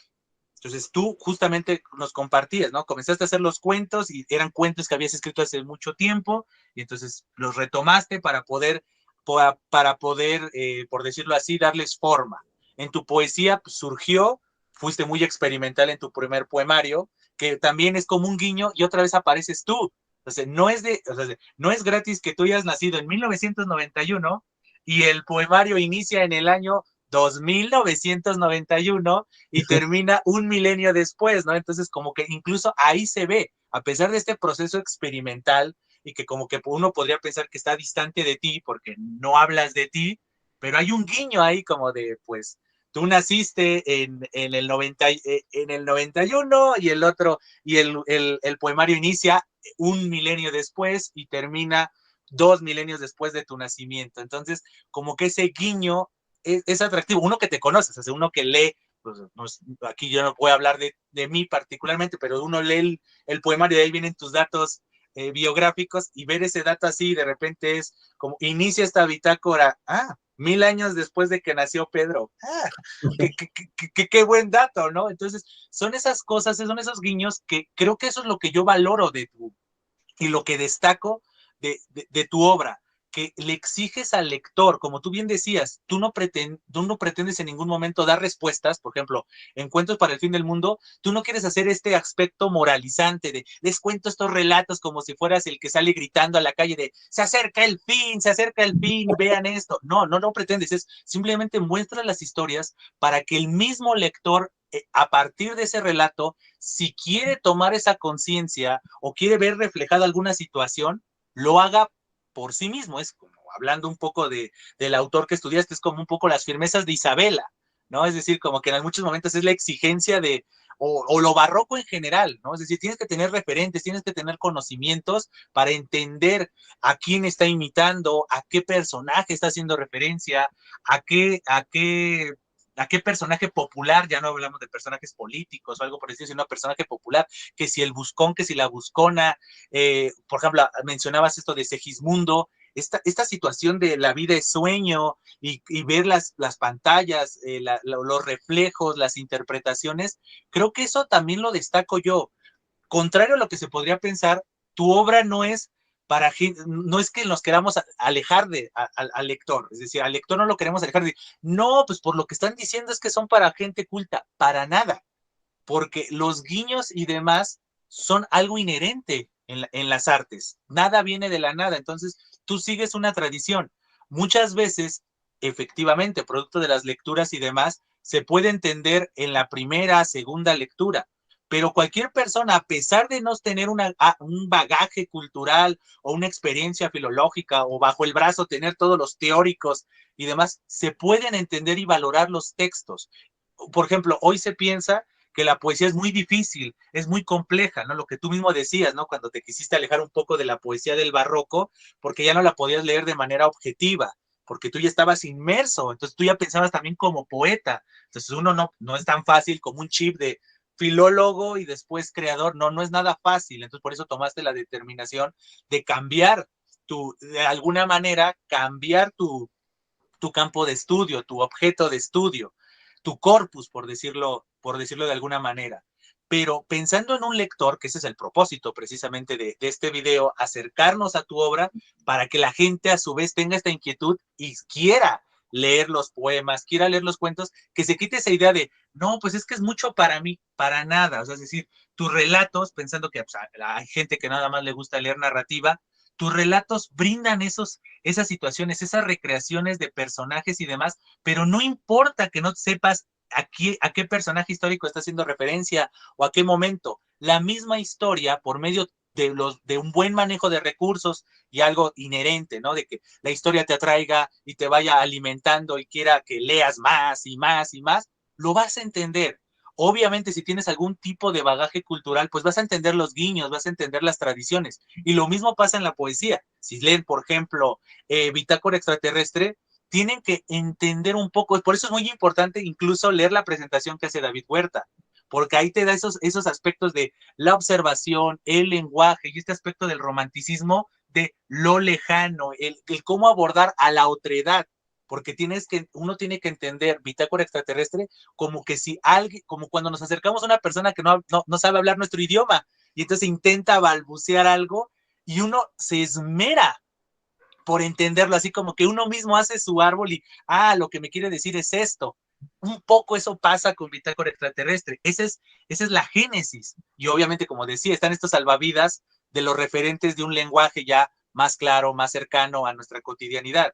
En el caso de Palabra de la Sombra, no es obligatorio que entendamos los referentes de Saussure y mencionas a Rafael Alberti, ese tipo de situación, o esa nota al pie de página que decía, ¿no? De estos versos son de Borges, refiriéndose a Góngora, y quién diría que estos versos es como el dato filológico, ¿no? De Borges estaba pronto a morir. Son datos, es decir, son datos que abonan, no son datos que nos alejan, sino es al contrario, que nos acercan más al texto. Y en el caso de Matrioshka, es entenderlo, como tú bien dijiste, es cuando te arriesgaste a hacer más imágenes, más figuras, un lenguaje. En el caso de Bitácora Extraterrestre era como que muy experimental. En el caso de Palabra de la Sombra era como muy íntimo. Y en el caso de Matrioshka ya es un lenguaje que ni es íntimo porque no estás hablando de ti, sino estás hablando de una realidad. Y tampoco es experimental porque es cercano. Obviamente puede haber palabras que no se entiendan a la primera, pero algo que también tiene que invitar la literatura es a conocer nuevas palabras, a conocer nuevas perspectivas. Siempre yo, en mi carácter de docente, siempre eso digo, no sean enemigos del diccionario. El diccionario es su amigo, es el que les va a brindar acepciones, les va a brindar nuevas palabras, porque que un texto no se pueda entender a la primera sentada o a la primera lectura, no significa que el texto es malo, ni que tú seas malo, sino que el texto necesitó esa palabra, y más en poesía. La poesía que es sonido necesita ciertas palabras, ciertas cosas que llamen la atención, que sean este knockout, que muchas veces se relaciona más por producto de lo que dijo Cortázar, de que los cuentos tienen que ser, la poesía muchas veces también tiene que ser eso, porque nos tiene que envolver en su musicalidad, en su ritmo, en su mensaje, y creo que tú logras de muy buena manera eso, y eso lo quiero destacar, y esa es la invitación a la comunidad de Yo Leo. Acérquense a la obra de Pedro Martín teniendo eso presente. No es un texto para intelectuales, sino es un texto para que solamente gente que tenga referencias y esté lleno de libros a su alrededor. Para nada.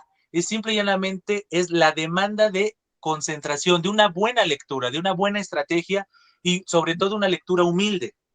Si se quiere entender a cabalidad el texto, con estos referentes, con estos retruécanos, con este manejo de recursos, pues simple y llanamente es sentarse y disfrutarlo, no verlo como una tortura, sino como un área, como se dice ahora, un área de oportunidad para conocer esas situaciones. Obviamente, si se quieren acercar como a Pedro Martín de una manera más amable, más cercana, pues sigamos la cronología que nos dijo el mismo Pedro Martín, ¿no? O sea, si no me dejarás mentir, comiencen con sus cuentos, conozcan su estilo, conozcan sus palabras, conozcan la forma en la que él ve el mundo y cómo lo representa y cómo lo recrea, porque creo que esa es la palabra clave para Cuentos para el Fin del Mundo, es la recreación. Entonces, tú creas tus historias a partir de tu interpretación de ciertos momentos y de ciertos personajes. Incluso hasta los relatos que son más anecdóticos, normalmente siempre son contados en tercera persona o una primera persona que es testigo, no un narrador testimonial. Entonces, es la importancia de la de los sentidos. A partir de tal vez ese conocimiento, ya, Bitácora Extraterrestre, Palabra de la Sombra o Matryoshka van a ser más cercanos, porque ya van a conocer tu estilo, tu forma de ver el mundo. Obviamente también, si a ellos no les interesa lo narrativo, podrían tal vez iniciar a la inversa, acercarse con Matryoshka para conocer tu lenguaje ya no íntimo, no personal, a partir tal vez de enamorarse de tu obra, ya conocer a Pedro Martín con estos guiños y estas observaciones y estas recreaciones del mundo, incluso como decíamos hace unos minutos, recreas Madrid en situaciones, en cosas, o esta reflexión y esta conversación con el mismo mar de que no tiene sombra y el cielo, y esas postales pueden también servir para entender y tal vez cerrar con Bitácora Extraterrestre, donde ahí sí hay una mayor complejidad, tienes que leer hasta incluso la forma del acomodo de los versos. Pues el acomodo de los versos implica concentración, porque a veces hay espacios en blanco y el verso está al final del cuadro, al final del margen. Entonces, esos aspectos implican concentración, implican una lectura concienzuda, no es de entretenimiento light, como se dice normalmente, para nada, pero tampoco es el lado opuesto. No es que vas a exigir y vas a tener que entender muchas cosas y necesitas muchos datos. Entonces, un poco para que el público vaya entendiendo cuál es tu proceso. Es decir, tú cuando te planteas escribir poesía y que lo sigues haciendo, ¿cuál es como tu intención? ¿Tu intención solamente es expresarte o si es expresarte de cierta manera?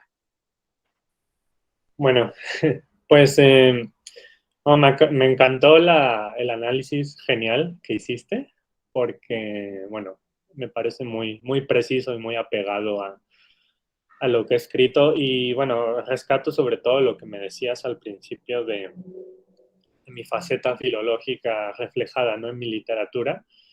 Creo que lo viste de forma muy, muy elocuente, ¿no? Que no es tanto la literatura de un profesor en el sentido como de esto está muy pesado, ¿no? Porque seguro es como leer una tesis o una cosa así, ¿no? Sino más bien es recuperar recursos que solemos utilizar para el mundo científico, filológico, y explotarlos en su cara creativa, ¿no? Y que finalmente la escritura sea de ficción o sea de ciencia humanística, es una, ¿no? Es una gran escritora, como decían, por ejemplo, los postestructuralistas, ¿no? Era un poco esa la idea de no existe la literatura y no existen los géneros, existe la escritura, ¿no? Bueno, digo, eso humildemente intento como acercarme a eso.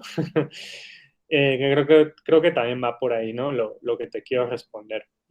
Pues, mira, mi intención, eh, creo que si mi intención fuera únicamente expresarme, digamos, de una forma un poco sofisticada, por decirlo de alguna forma, creo que solo escribiría para mí, ¿no? Y si solo escribiera para mí, escribiría cosas quizás muy distintas.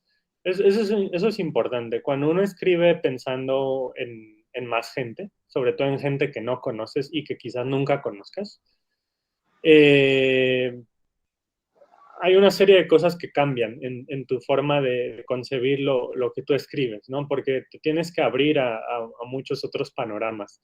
Eso es como muy evidente cuando uno escribe narrativa, ¿no? Sobre todo porque es como, bueno, me tengo que meter en el papel de personas que vivían en otra época si quiero ser verosímil con esta historia, ¿no? Ya desde ahí.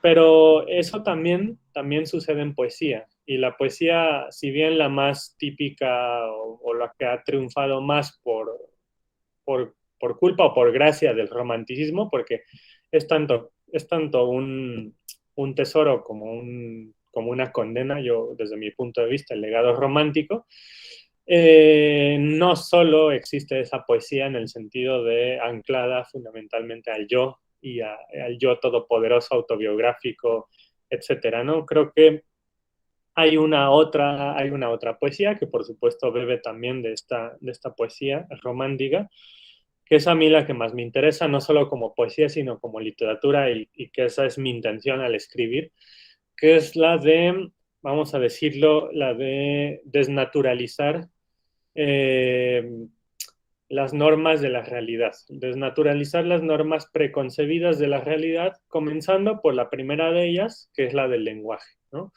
Si la realidad la percibimos y la construimos lingüísticamente, no hay que conformarnos con los discursos que se nos imponen, fundamentalmente con los discursos más peligrosos, que son los discursos, creo, por poner un ejemplo de la publicidad, por poner otro ejemplo de la política, por poner otro ejemplo de, del consumo o de la propia literatura que no tiene ningún otro interés más que el de estar en el top 5 de ventas, ¿no? Que también me parece que termina por ser una literatura peligrosa. Admito que yo también he leído toda mi vida bestsellers y que me la paso muy bien, me entretienen mucho. Pero lo que yo no busco es entretener. Esa es la cuestión. No, al menos no entretener como quien se pone a ver Netflix, que yo también lo hago, y lo hago casi todas las noches y me relaja y está muy bien. Pero yo lo que busco es conflictuar.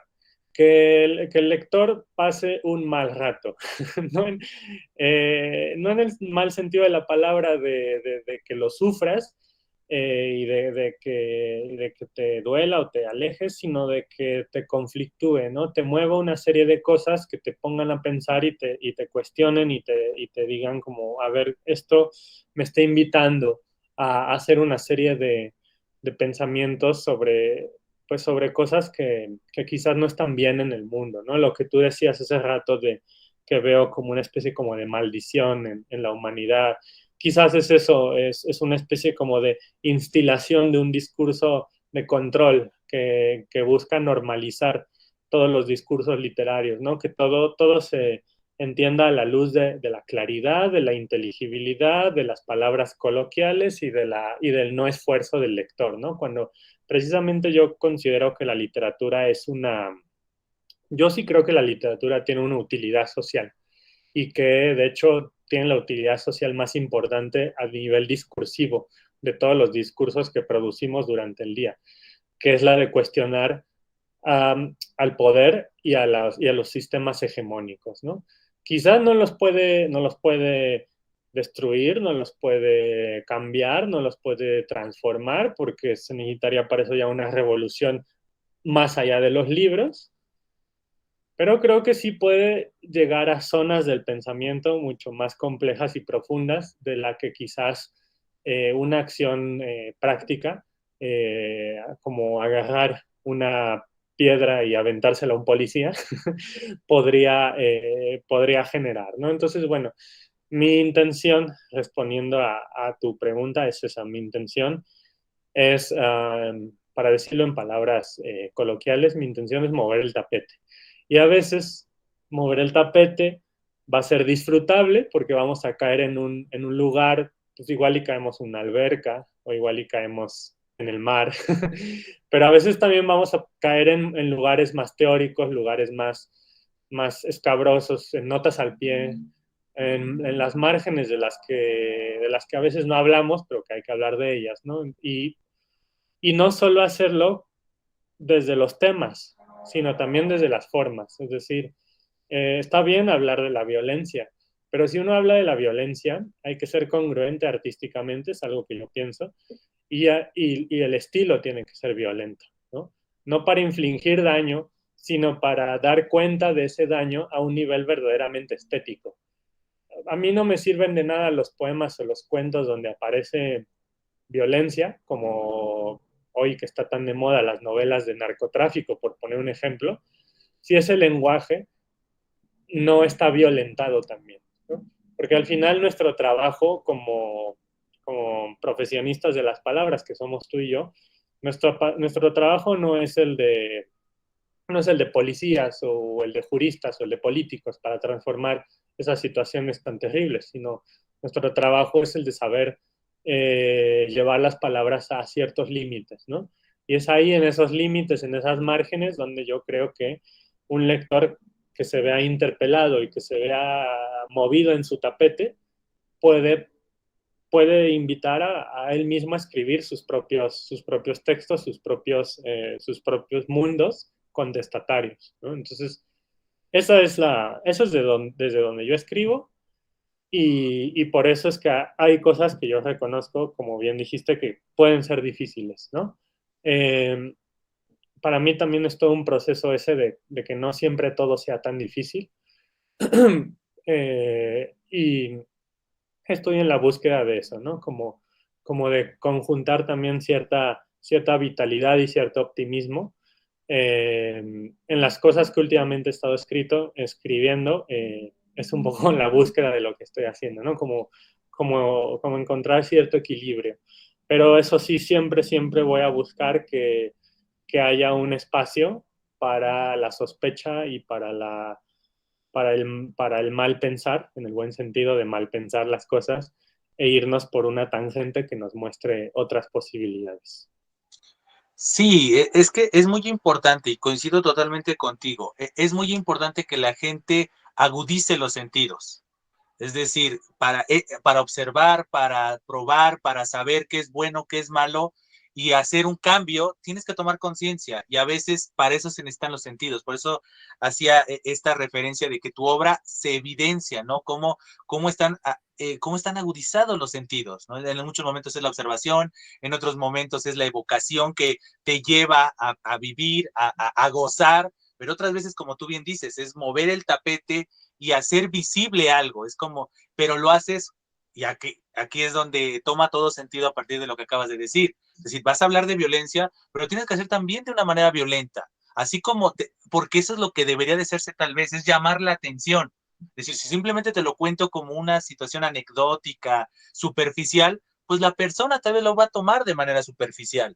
Y entonces también ahí se tiene que entender el motivo, se tiene que entender qué hacer, porque, por ejemplo, todos los días nosotros nos podemos acercar a la violencia, por decirlo así, en los periódicos de nota roja, pero lo están haciendo por entretenimiento, o sea, mostrarte una persona violentada de una u otra manera por accidente o con dolo, alguien, alevosía, ventaja y toda esa situación, y te lo ponen en la portada, ¿no? En 8 columnas, pero es para vender, para generarte morbo, no para generarte conciencia. Entonces, sí es una forma violenta, pero las formas importan, las intenciones importan. Y esto que tú bien dices, que es, tú pretendes mover ese tapete y a veces la caída no va a ser a lugares gratos y eso no está mal. ¿Por qué? Porque no siempre las caídas tienen que ser controladas. No se puede tener control de todo. Si sí se pudiera, si sí se pudiera, pues qué aburrida la vida, ¿no? O sea, si supiéramos de que nunca, tomar riesgos nunca nos va a conllevar tal vez a situaciones tristes, a situaciones que nos pueden desembocar malos ratos, heridas de cualquier tipo, físicas, emocionales, pues qué chiste, ¿no? Es decir, arriesgarse vale la pena. Y creo que tú a lo largo de tus libros te estás arriesgando, porque estás mostrándonos unas formas de percibir, unas formas de pensar, unas formas de contar, y te estás arriesgando. Y eso es algo importante, lo que tú, por ejemplo, también decías, ¿no? Tú no tuviste becas, tú no tenías los contactos ni nada, te tuviste que arriesgar, o sea, exponer, o sea, el mismo arte también es eso, es decir, te muestro mi perspectiva, te muestro mi posibilidad, mi hubiera, te lo muestro y puede generar que se mueva el tapete para bien, pero también se puede generar para mal e incluso puede ser un efecto boomerang. Se puede regresar eso que tú pretendías en las masas hacia algo, se puede revertir. Entonces, eso es importante y eso es algo que la gente tiene que tomar conciencia. Tú bien decías, en nuestro carácter de la palabra, entonces, puede ser desde la perspectiva creadora, escribir cuentos, escribir poemas, escribir novelas, escribir ensayos, pero también la palabra puede ser la palabra hablada, es decir, desde, por ejemplo, yo en mi carácter como docente, a estar hablando frente entre mis estudiantes, implica estar revolucionando, estar moviendo cosas, hacer pensar, a empujar, inspirar a que se hagan situaciones. Entonces, la palabra es muy importante. Entonces, por eso también hacía referencia en que en tu obra ese carácter filológico, ese manejo de la palabra, cómo estructurarlo, no solamente como una cuestión de corrección de estilo y que se escuche bien y se vea bien, sino como un transformador de todo, del mensaje y lo que puede generar el mensaje. Pero, insisto, es trabajo de ida y vuelta. Tú ya hiciste tu trabajo al crear los textos, ahora es trabajo del lector hacer lo que le corresponde. Y entonces aquí es donde como citando, ya que tú citas estos eslogan y demás, así como de tienes el valor o te vale, ¿no? Es decirle al lector, es decir, aquí está la propuesta de Pedro Martín y, por ejemplo, este video te está advirtiendo, ¿no? Que te vas a enfrentar a textos que te van a conflictuar, tanto desde la perspectiva de la lectura y la comprensión en algunos momentos y en algunos casos, pero también por la forma en la que aborda los temas que te pueden evocar situaciones. pero también existen estas evocaciones positivas. Tal vez alguien comparte contigo esta pasión por el mar, esta inocencia que a veces del niño conversando con el mar, también le va a evocar esas situaciones, esa nostalgia, entonces también le va a mover el tapete, también lo va a hacer sensible, pero no solamente para cuestiones negativas, para cuestiones que existen, pero que a veces sí hay que voltear a ver el otro lado de la vida. Entonces, aquí están esas situaciones y ahí está, precisamente esa es la invitación, esa es la intención de este video, invitar a la gente a que tome conciencia. En este caso es a partir de tu obra, leer los cuentos, leer los poemas y generar esa situación, como tú también mencionabas de buena manera, este aspecto romántico, pero no este romanticismo idealizado de la entrega desbordada y a veces trágico, sino la situación del cambio, la justicia, la libertad y ser consciente de la otredad. Creo que eso es algo de los principios importantes que nos brindó el siglo XIX, hacernos conscientes de la otredad. Tal vez sí envuelto en un ornamento en el romanticismo, pero en el trasfondo, en las líneas, pues tenemos a un Víctor Hugo con Los Miserables, a incluso las mismas historias de amor de Chateaubriand y algunas historias Madame Bovary y esas cosas. Hay un trasfondo de un modus vivendi, y a veces Madame Bovary se tuvo que casar con cierto hombre porque era su única salida para poder tener un estatus. Sí, vivía un mundo idealizado, muy al estilo romántico como nosotros lo percibimos, pero en el trasfondo había una necesidad social, y por eso cuando ella se desengaña de esa situación y cae a la realidad, pues ¿cuál es el final de Madame Bovary? Otra vez, no voy a espolear para aquellos que no han visto las películas o no han leído, pero lo mismo pasa en otras obras, ¿no? Y este carácter trágico que muchas veces es producto de querer ir en contra del destino. Y en el caso de la lectura y de la literatura es el destino del lector es hacer todo lo posible por entender el texto que tiene frente a sí. Y en el caso del artista, en el caso del creador o de la creadora, su destino es crear siendo congruente con su ideología, siendo congruente con lo que quiere expresar y como lo quiere expresar. Como tú bien dices, la literatura de entretenimiento o cualquier tipo de arte de entretenimiento no está mal, pero también tiene que existir el otro arte, el arte comprometido, no solamente con el artista, con el lector o con el público, el espectador, sino también con el mundo que lo rodea. Entonces, tenemos que entender eso, porque hay gente que se va a la trivialidad de, no, yo no quiero leer para pensar y para angustiarme, yo quiero leer para entretenerme y para divertirme y para pasar el rato. Lo mismo pasa con el cine, lo mismo pasa con las series, de, no, yo no quiero ver muertos, yo ya estoy harto de esta realidad de sangre, y dices, no, tienes que ser consciente, porque si no lo visibilizas, no lo haces, no lo tornas en algo cuantificable, tangible, tal vez no lo vas a entender. Y entonces a veces los reclamos sociales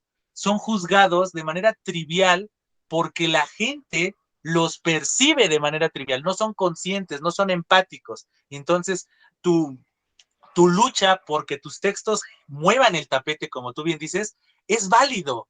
Obviamente puede haber gente que diga en este instante, no, eso no es lo mío, no es lo que yo pretendo, y también a su vez es válido, pero pero no puedes demeritar el esfuerzo, no puedes demeritar el querer ver, como tú bien dijiste, ver a la palabra como nuestra herramienta, no solo de comunicación, sino para generar conciencia, porque de lo contrario estaremos destinados a generar un círculo vicioso, en donde todos no veremos las cosas como se tienen que ver, no se van a visibilizar las cosas que se tienen que visibilizar, y entonces vamos a caer en esta virtualidad que tú mencionas en uno de tus relatos.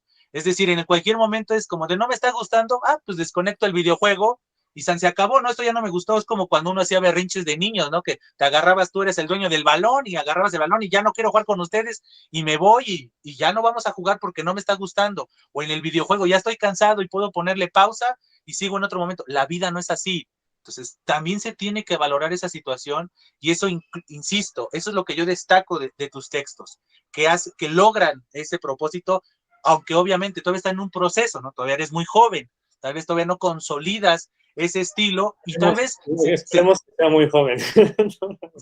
Exacto, ese es el ideal, ¿no? Entonces es el trabajo continuo y también la realidad te va a ir moviendo, también la misma realidad te va a ir moviendo a ti el tapete para poder tomar percepciones, poder focalizar situaciones y que eso se vea reflejado en un estilo. Entonces, la invitación a la comunidad de Yo Leo es eso, es que de manera general, es que tomemos esa conciencia de que la palabra sí pesa, la palabra sí importa, porque muchas personas a lo largo de la historia han usado las palabras para manipular, pero también hay muchas personalidades a lo largo de la historia que han usado la palabra para inspirar, que la palabra sea la base de los hechos, porque si las palabras no vienen acompañadas de hechos o no generan ideas, no generan la simiente de dichos hechos, pues las palabras se quedan como ondas sonoras o simplemente signos en un papel o en un soporte, cualquiera que sea este. Entonces,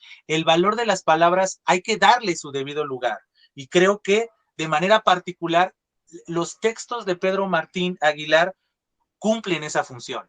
Cumplen la función de sí contarnos historias, de sí contarnos perspectivas, pero de exigirnos algo más, tanto desde la perspectiva de lectores como desde la perspectiva de esos lectores que al cerrar el texto o al cerrar el libro sean alguien diferente, sean alguien que haya conocido una nueva palabra, que haya conocido una nueva percepción de la realidad, o por qué no, que esas palabras y el haber reflejado una realidad, como por ejemplo en Matryoshka, la violencia, la importancia de la palabra, la importancia de la fantasía, genere una nueva persona. Es decir, como que sea esta metamorfosis del lector o de la lectora. Entonces, creo que esa es la invitación.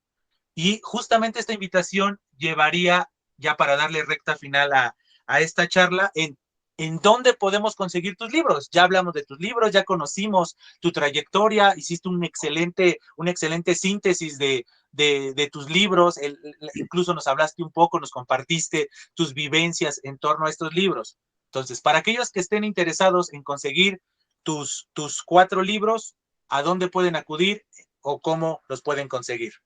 Claro, pues mira, estos dos, el de Cuentos para el Fin del Mundo y la Bitácora Extraterrestre, se encuentran en las librerías del sótano, que pueden conseguirlos tanto yendo físicamente como también haciendo el pedido en línea, ¿no?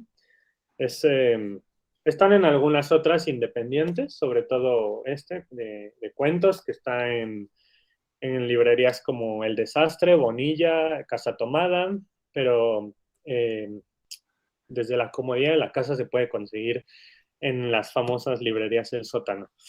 Luego, Matryoshka, que está editado por la UNAM, se puede conseguir a través de la página en línea de Libros UNAM. Ahí se puede comprar y el envío además es gratis.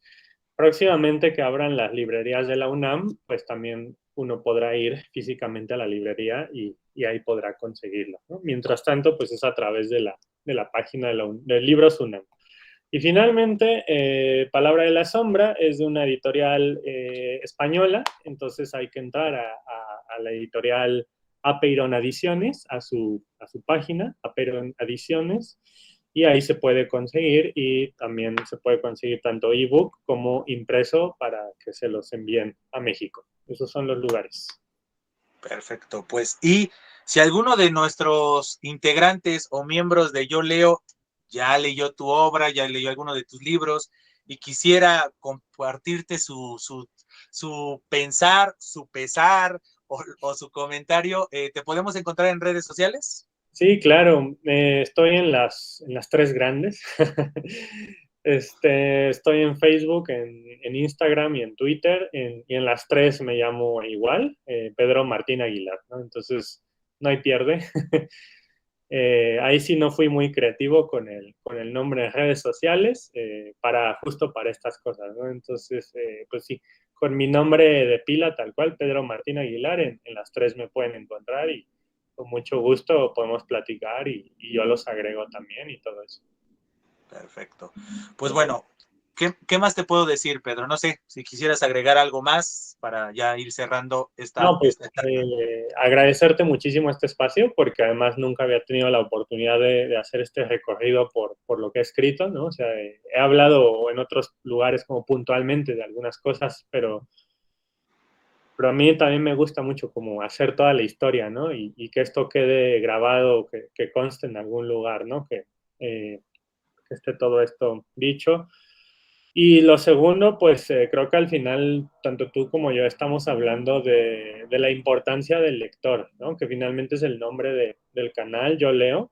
La invitación, no solo, obviamente no solo a leerme a mí, sino que creo que al final, tanto tú como yo, somos puentes para compartir lo que creo que para nosotros dos es lo más gratificante que tenemos en nuestra vida, que es la lectura, ¿no? O sea, y esta sí es una confesión, más allá de dedicarme a la investigación o a la creación, yo antes que nada soy lector, ¿no? Y lo soy, eso lo soy más allá de mi profesión, y eso, o sea, sí, creo que eso es lo que uno puede heredar a alguien como un regalo muy precioso, ¿no? El gusto por la lectura en sus múltiples formas. Hoy hablamos del tipo de lectura, pues quizá más comprometida, más crítica, por decirlo de alguna forma, pero hay muchos tipos de lectura.